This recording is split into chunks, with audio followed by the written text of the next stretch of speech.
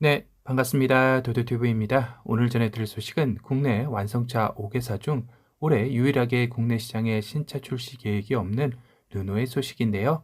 현재 르노 코리아의 국내 시장에서 판매하는 차종은 XM3, QM6, SM6, 마스터 4종에 불과한 상황입니다. 물론 르노 코리아의 판매 차종이 이렇게 4종만 존재했던 것은 아니죠. 소형 SUV QM3도 있었는데요. 이후 후속 모델인 캡처로 국내 시장에 노크를 했었지만 판매량 저조로 단종되기에 이르르기도 했습니다. 그 외에도 클리오, 조에 등을 출시하며 반등을 노려봤지만 가격 책정 실패와 대형 차량들의 인기에 조용히 사라진 모델들로 그런 차량이 있었나 싶을 정도로 존재감이 미미했던 게 사실인데요. 거기다 QM6와 XM6는 2016년 출시 이후 올해로 8년째 접어들었지만 연식 변경과 부분 변경 등으로만 버텨오며 후속 모델이 나온 적이 없는 사골 중의 사골 모델로만 남아있는 실정입니다. 그리고 유럽 시장에서 선풍적인 인기몰이로 국내 시장 역시 그런 리드오프 역할을 해줄 줄 알았던 XM3 하이브리드 모델 역시 출시 첫 달과 둘째 달 1540대, 2380대를 찍었으나 그 이후 판매량이 제자리 걸음을 보이며 지금은 1000대도 넘지 못하는 판매량을 보이고 있습니다. 물론 르노 역시 현재 오로라 프로젝트를 통해 국내 시장을 녹화할 차종들을 개발 중이긴 하나 이 역시 당장 올해는 아니기에 상당히 난감한 상황이기도 하죠. 그러자 한편에서는 국내 시장에서 GM의 트랙스를 필두로 다시금 인기몰이를 하고 있는 소형 SUV 시장에 르노가 새로운 얼굴로 변신을 준비 중인 캡처로 다시 재도전한다면 승산이 있는 게 아니냐라는 목소리가 나오기 시작했습니다.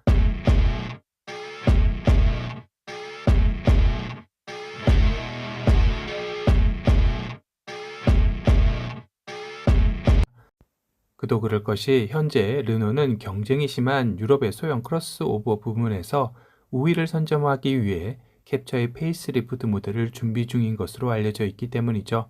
르노의 캡처는 현재 2세대 모델로 2019년 선보이고 나서 근 5년 만에 얼굴을 바꾸고 나오게 되는 것인데요. 그 5년 동안 르노의 디자인의 언어는 새로운 패밀리룩을 완성하고 있는 중이죠. 이번 변화에서 르노의 새로운 패밀리룩의 기준으로 등장한 라팔의 모습이 그대로 녹아든 예상도가 공개돼 눈길을 끌었습니다. 이 예상도의 바탕은 현재 유럽에서 위장막을 두른 테스트 차량이 목격된 이후라 더욱더 실 양산차의 모습에 가까울 것이라 예상이 되고 있는데요. 최근 목격된 프로토타입의 위장막 테스트 차량을 보면 가장 눈에 띄는 것은 화살표 모양의 DRL과 얇은 LED 헤드램프의 변화를 눈치챌 수 있었습니다. 이 모습은 이번에 공개된 라팔의 패밀리 룩을 그대로 따른 것인데요. 개인적으로는 꽤나 매력적인 모습이라는 생각이 듭니다. 구독자 여러분의 생각은 어떠신가요? 또한 이번 변화에서는 유럽에 인기 있는 B세그먼트 모델과 더 큰 오스트랄 사이의 격차를 해소하기 위해 캡처의 롱 휠베이스 버전을 출시해 더 긴 전장과 휠베이스를 도입할 수 있다라는 소문이 돌고 있다는 것입니다. 국내에서 판매 당시 캡처의 제어는 4230mm의 전장을 가지고 있었죠. 물론 현재 2세대 캡처의 제어는 4329mm로 커져 있습니다.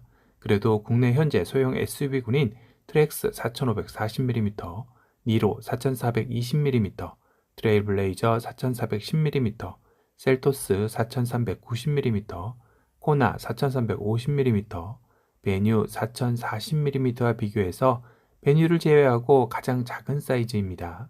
크기 면에서도 경쟁력은 있어 보이지 않는 모습이죠. 하지만 이번 페이스리프트 시 더 긴 전장과 휠베이스로 사이즈를 업그레이드되어 만약 국내에 출시하게 된다면 소형 SUV 내에서 경쟁력은 이전과는 사뭇 달라질 수 있지 않을까 싶습니다. 이를 통해 캡처가 4400mm 이상으로 커져서만 나온다면 뒷좌석 승객과 수화물을 위한 더 많은 공간을 제공하여 다목적성을 더욱 향상시킬 수 있는 캡처의 확장된 바디 스타일이 강점이 될 것이기 때문이죠.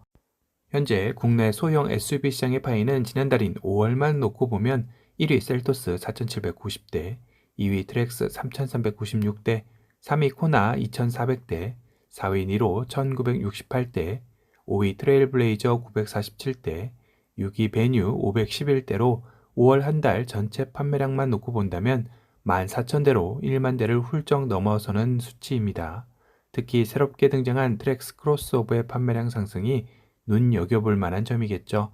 기존의 소형 SUV 최강자였던 셀토스를 턱밑같이 쫓아왔고 코나는 일찌감치 1,000대 이상 따돌리면서 새로운 소형 SUV의 신흥 강자로 급부상했기 때문입니다. 이는 디자인과 상품성만 괜찮다면 충분히 소형 SUV 시장의 파이는 더 커질 수 있다는 것을 입증한 사례이기도 한데요.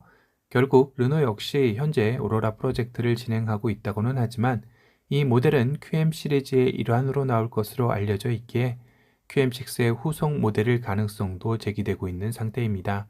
당분간은 르노 코리아의 라인업을 늘리는 방안이 아닌 모델 강화 차원이라는 점에서 국내 자동차 시장에서 시장 파이를 더욱더 늘려야 하는 르노로서는 다시금 국내에서도 캡처 모델의 부활을 통해 소형 SUV 시장에 도전장을 내보는 것도 괜찮지 않을까라는 생각이 듭니다. 현재 르노 캡처 페이스리프트 모델의 실내 인테리어가 직접적으로 목격된 적은 없지만 10.2인치 디지털 클러스터와 함께 더 큰 9.3인치 인포테인먼트 터치 스크린을 추가 트림으로 확장하는 것이 포함될 것으로 예상이 되고 있습니다. 이 소프트웨어는 새로워진 그래픽과 향상된 연결 기능을 가진 르노의 최신 오픈R 인포테인먼트 시스템으로 업그레이드될 가능성이 높다고 하네요. 캡처 페이스리프트의 파워트레인은 부분 변경 모델인 만큼 변화는 없는 것으로 알려져 있습니다. 1.0L 엔진과 더불어 1.6L 하이브리드와 플러그인 하이브리드 모델은 유지될 것으로 보이네요. 페이스리프트된 르노의 캡처는 2023년 가을에 세계 최초로 공개될 예정이며 캡처 롱 휠베이스 모델은 2024년경 나올 수 있다고 합니다.